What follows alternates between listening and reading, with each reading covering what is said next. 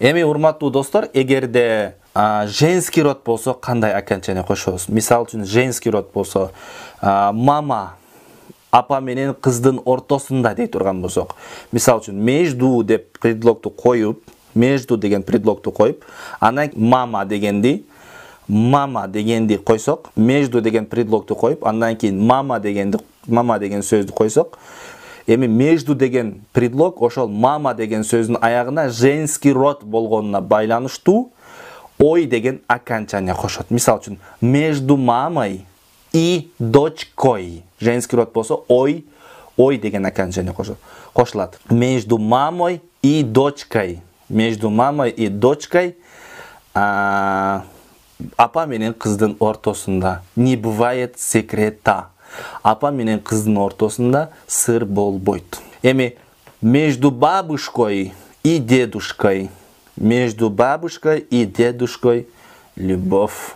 Апам чоң эне менен чоң атанын ортосунда сүйүү бар. Бабушка демек женский род болгон, ага ой деген окончание кошобуз. А дедушка деген мужской роддо, бирок аягы а менен аяктап жатат, ошондуктан ой деген окончание кошобуз. Женский род сыяктуу боло берет. Между девушкой и парнем. Мисалы үчүн между девушка дей турган болсок, демек между деген сөз женский роддун аягына ой деген окончание кошот.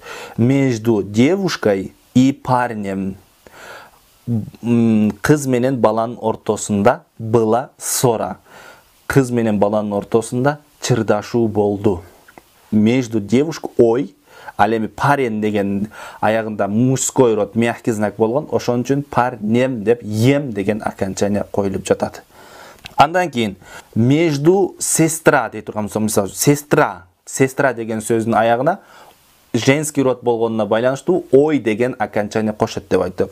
Между сестрой и мужем.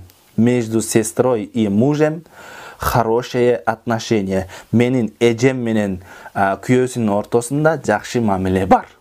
Между сестрой и мужем хорошее отношение. Между, мисалы үчүн адамдардын атын айта турган болсок да, женский роддо болсо, демек ой деген окончание кошулат. Между Нурзадой и Гульзадой сижу я. Гульзада менен Нурзаданын ортосунда мен отурам. Между Нурзадой и Гульзадой сижу я. Демек женский род боло турган болсо, ой деген окончание кошобуз.